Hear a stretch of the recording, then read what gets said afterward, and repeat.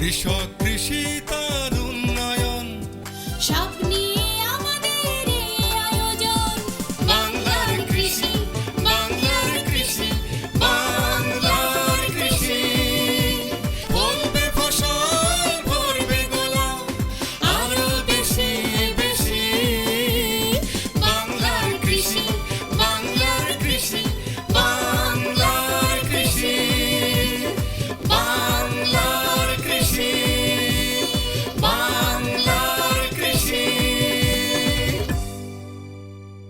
কৃষি তথ্য, প্রযুক্তি, পরামর্শ এবং মাঠ ফসলের করণীয় সম্পর্কে জানাতে আমাদের এই বাংলার কৃষি।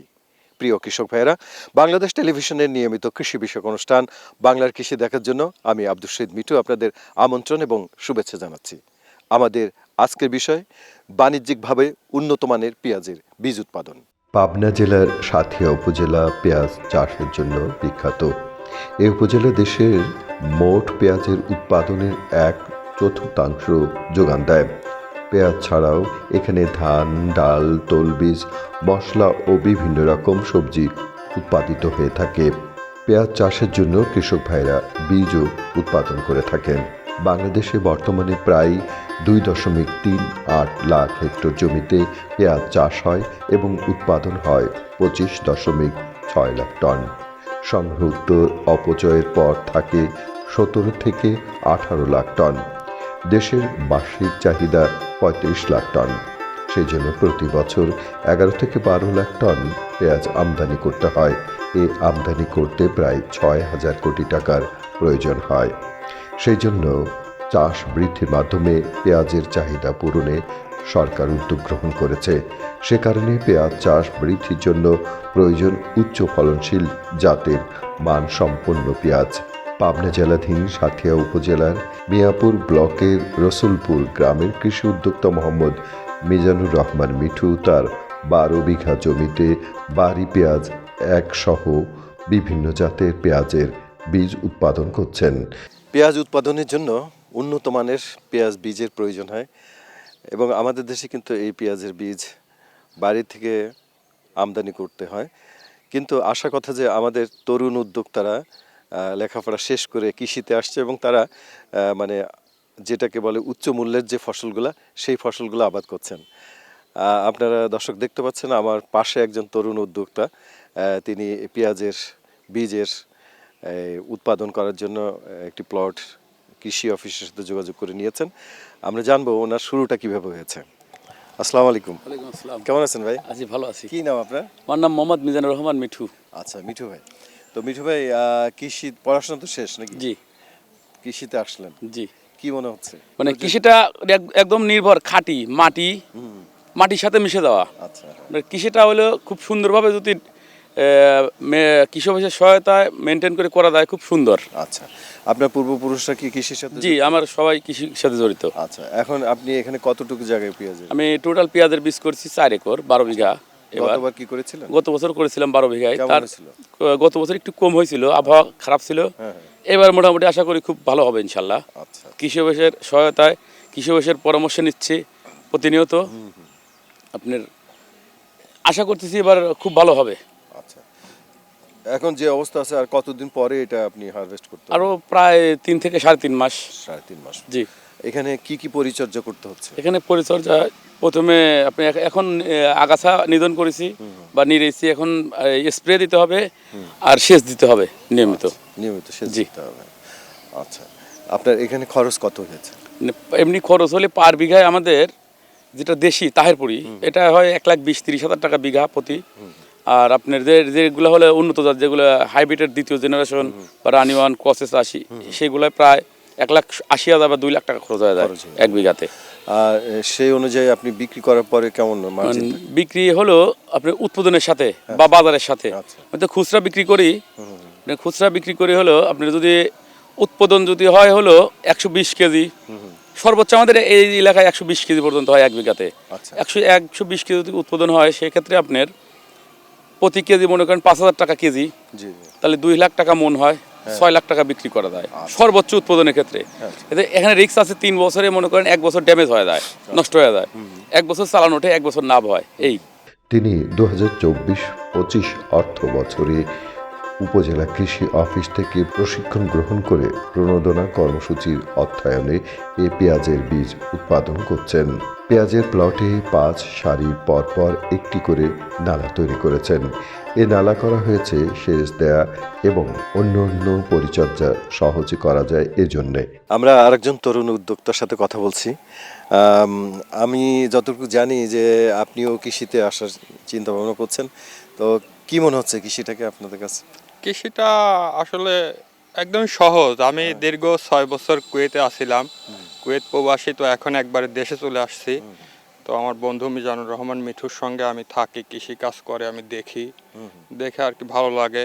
ইনশাল্লাহ আমারও আশা আছে সামনে আমিও ইনশাল্লাহ 2, 4, 5, 6 বিঘা করে শুরু করব ফার্স্ট স্টার্টিং, পরে ইনশাল্লাহ আস্তে আস্তে পর্যায়ক্রমে বাড়াবো। জমিতে কৃষি অফিসের পরামর্শ অনুযায়ী সার ব্যবহার করেছেন, সেচ দিয়েছেন এবং জৈব পদ্ধতিতে বালাই ব্যবস্থাপনা করেছেন। ক্ষেতের চারপাশে জাল দিয়ে ঘিরে দিয়েছেন। এই ক্ষেতে প্রতিদিন 10 থেকে 12 জন লোক কাজ করেন। উপসহকারী কৃষি কর্মকর্তা সব সময় তাকে পরামর্শ দিয়ে থাকেন।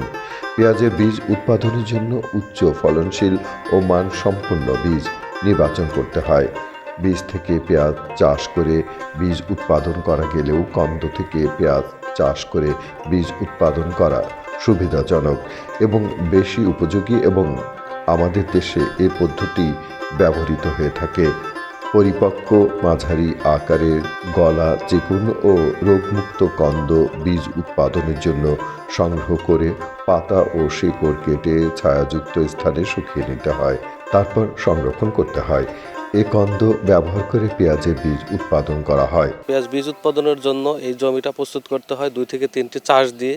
চাষ দেওয়ার পরে এই নভেম্বর মাসে দ্বিতীয় সপ্তাহে মানে 15 থেকে 20 তারিখের মধ্যে রোপণ করতে হয়। রোপণ করার পরে এই জমিতে পেঁয়াজ লাগানো হয়ে থাকে। হওয়ার পরে এইটা নালা করে মানে 5টা লাইন দেওয়ার পরে একটা নালা দিতে হয়, দেওয়ার যাতে মানুষ যাতে 2 ধারে দাঁড়ায় থেকে এই হাত পারাগায়নটা করতে পারে সেই সুবিধার্থে একটা নালা দিতে হয়, দিলে ভালো হয়। এবং এর পার্পল ব্লস এবং আগামরার জন্য অনুমোদিত কীটনাশক যেগুলো আছে সেগুলো রোবলাল 2 থেকে 3 গ্রাম হারে স্প্রে দেওয়া হয়। স্প্রে দিলে এই রোগটা সেরে যায়। আর পোকা হচ্ছে থিপস পোকা আক্রমণ করতে পারে। থিপস পোকা অনুমোদিত কীটনাশক স্প্রে দিলে ওটা ঠিক হয়ে যায়। মূলত পেঁয়াজে থিপস এবং আগামরা, পার্পল ব্লস এইগুলোই বেশি সাধারণত হয়ে থাকে। আর এই জমিতে মাটির যখন কমে যাবে তখন একটা সেচ দিতে হয়। 5 থেকে 5.5 মাস পরে হারভেস্ট করতে হয়। হারভেস্টের সময় মূলত মাথা কেটে নিয়ে পরে যারা শ্রমিক থাকে তারা নিচের অংশটা বাড়িতে নিয়ে যায়, এটা ওয়েস্ট হিসেবে ব্যবহৃত হয়। ওনারা নিজেরাও খায় এবং বাজারে ওগুলো বিক্রি করা যায়। পেঁয়াজের বীজ উৎপাদনের জন্য দোআঁশ বা পলি দোআঁশ মাটি 3-4টি চাষ ও মই দিয়ে প্রস্তুত করতে হয়। প্রতি হেক্টর জমিতে 10 টন গোবর, 250 থেকে 270 কেজি ইউরিয়া, 190 থেকে 200 কেজি টিএসপি এবং 150 থেকে 170 কেজি এমওপি, জিপসাম 110 কেজি এবং জিঙ্ক অক্সাইড 3 কেজি প্রয়োগ করতে হয়। শেষ চাষের সময় সমস্ত গোবর সার 100 কেজি টিএসপি ও এমওপি দিতে হয়। বাকি টিএসপি ও ইউরিয়া 2 ভাগ করে বীজ রোপণের 20 থেকে 40 দিন পর দিতে হয়। জমিতে 10 সেন্টিমিটার দূরে লাইন টেনে লাইনে 10 সেন্টিমিটার দূরে বীজ লাগাতে হয়। চারা গজালে আগাছা দমন এবং সেচ দিতে হয়। পেঁয়াজের ফুল আসলে সেখান থেকে বীজ উৎপন্ন হয়। প্রয়োজনে হাত পরাগায়ন করতে হয়। পাবনা জেলার সাথিয়া উপজেলা কৃষিতে বৈচিত্র্যময় উপজেলা। এখানে সারা বছর ব্যাপী বিভিন্ন ধরনের ফসল আবাদ হয়ে থাকে। তার মধ্যে উল্লেখযোগ্য হলো পেঁয়াজ আবাদ। এখানে প্রায় 70,000 হেক্টর জমিতে পেঁয়াজের আবাদ হয়ে থাকে। সেখানে শীতকালীন পেঁয়াজ সহ গ্রীষ্মকালীন পেঁয়াজ আবাদ হয়ে থাকে। এখানে স্বভাবতই পেঁয়াজের বীজের চাহিদা একটু বেশি, কিন্তু বীজের চাহিদার তুলনায় এখানে উৎপাদনটা অপ্রতুল। যার কারণে আমরা উদ্যমী কিছু কৃষক চেষ্টা করে যাচ্ছি যারা পেঁয়াজ বীজ উৎপাদন করে স্থানীয় পর্যায়ে তাদের চাহিদা মিট আপ করবে। আমাদের তেমনি এক উদ্যমী কৃষক আমাদের মিজানুর রহমান মিঠু ভাই, তিনি কৃষি বিভাগের প্রশিক্ষণ পেয়ে কৃষি বিভাগের পরামর্শ পেয়ে স্বল্প পরিসরে 1 বিঘা জমিতে পেঁয়াজ বীজের উৎপাদনের জন্য আবাদ করেছিলেন। আজকে তিনি 2025 সালে তিনি বেশ কয়েক বছর ধরে এই পেঁয়াজের আবাদ করে যাচ্ছেন এবং তিনি বেশ লাভবান হয়েছেন। আজকে আমাদের পরামর্শ পেয়ে আমাদের উৎসাহ পেয়ে তিনি 12 বিঘা জমিতে পেঁয়াজ বীজের আবাদ করেছেন এবং তার ফলন এবার তিনি আশাবাদী, আমরা আশাবাদী তার ফলন বেশ ভালো হবে এবং আমাদের স্থানীয় পর্যায়ে যে বীজের চাহিদা, সেই বীজের চাহিদা অনেকাংশেই মিট আপ করা সম্ভব হবে এবং তার এই পেঁয়াজ বীজ উৎপাদন প্লট দেখে অনেক কৃষক বেশ আগ্রহ প্রকাশ করেছেন। আমরা আশাবাদী যে আমরা এই সাথী উপজেলায় বিভিন্ন কৃষককে পরামর্শ প্রদান, প্রশিক্ষণ প্রদানের মাধ্যমে তাদেরকে উৎসাহিত করার চেষ্টা করে যাচ্ছি, যাতে করে আমাদের স্থানীয় পর্যায়ে এই বীজের চাহিদাটা মিট আপ করা সম্ভব হয়। ফুল আসার পর প্রয়োজনে কোনো ঠেকনা দিয়ে বেঁধে দিতে হয়। এই ফুল থেকে বীজ উৎপাদিত হয়। মার্চের শেষ থেকে এপ্রিলের শুরুতে কদম বা ফুল পরিপক্ক বাদামি রং ধারণ করলে পুষ্পমঞ্জরিগুলো সংগ্রহ করে রোদে 2 থেকে 3 দিন শুকিয়ে বীজ সংগ্রহ করতে হয়। বীজ ভালোভাবে পরিষ্কার ও শুকিয়ে আর্দ্রতা মুক্ত পাত্রে সংরক্ষণ করতে হয়। পেঁয়াজ উৎপাদনের জন্য প্রধান নিয়ামক হলো পেঁয়াজ বীজ। এই বীজের অনেক উদ্যোক্তা কৃষক তৈরি হয়েছে। আমাদের সাথিয়া উপজেলায় একজন উদ্যোক্তা কৃষক, তরুণ কৃষক পেঁয়াজ বীজ উৎপাদন করে অন্যান্য কাজের পাশাপাশি বছরে 50 লক্ষ টাকা শুধুমাত্র পেঁয়াজ বীজ উৎপাদন করেই লাভবান হয়। এরকম অনেক উচ্চ ফলনশীল ফসল মাঠ পর্যায়ে চাষ হয়, যেমন আপেল কুল সহ বলসুন্দরী, বিভিন্ন রকম উচ্চ ফলনশীল বড়ই চাষ করে কৃষক ভাইরা লাভবান হচ্ছে। বস্তায় আদা চাষ, বস্তায় টমেটো চাষ এটা অব্যাহত রয়েছে। ভার্মিকম্পোস্ট চাষ করে অনেক মহিলা উদ্যোক্তা আমাদের পাবনা জেলায় লাভবান হয়েছে এবং কৃষিতে যে জৈব সারের ব্যবহার, এটা অনেকাংশেই ব্যবহার বৃদ্ধি পেয়েছে ভার্মিকম্পোস্ট আবাদের ফলে। পেঁয়াজে থিপস এবং জাপ পোকার আক্রমণ হতে পারে। অনুমোদিত মাত্রায় কীটনাশক ব্যবহারে পোকা দমন করা যায়। পার্পল ব্লাইট, স্টেম ফাইলাম এবং গোড়া ও কাণ্ড পচা রোগ হতে পারে। বালাইনাশক দিয়ে এসব দমন করা যেতে পারে। আশা করি পেঁয়াজের বীজ উৎপাদন সারা দেশে ছড়িয়ে পড়বে। পেঁয়াজের বীজ উৎপাদন করে পেঁয়াজের ঘাটতি উৎপাদনে আপনিও অবদান রাখতে পারেন।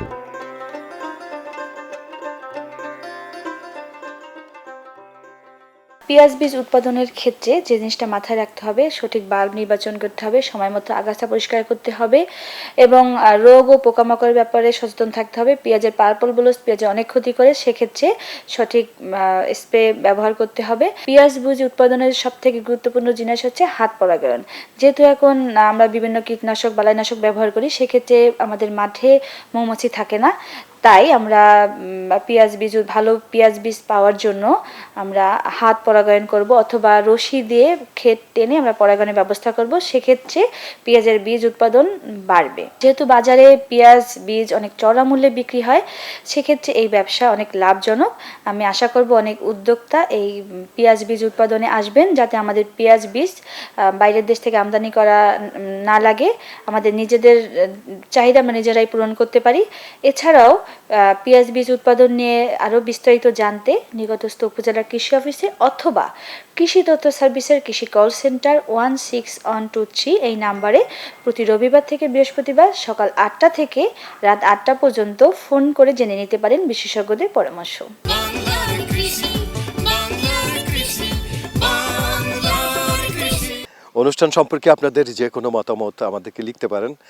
লিখবার ঠিকানা প্রযোজক বাংলার কৃষি, কক্ষ নম্বর 223, বাংলাদেশ টেলিভিশন ভবন, রামপুরা, ঢাকা 1219। ইমেল বাংলার কৃষি 1314@gmail.com। Facebook Bangladesh television. ইচ্ছে করলে অনুষ্ঠানটি ইউটিউবে দেখতে পারেন। এই ধরনের তরুণ উদ্যোক্তাদের হাত ধরে আমাদের কৃষি আরও এক ধাপ এগিয়ে যাবে, এটাই আমরা প্রত্যাশা করছি। কৃষক ভাইরা, আজ এ পর্যন্তই। আপনারা সবাই ভালো থাকুন, সুস্থ থাকুন, এই কামনা শেষ করছি আজকের বাংলা কৃষি। আল্লাহ হাফেজ। বাংলার কৃষি।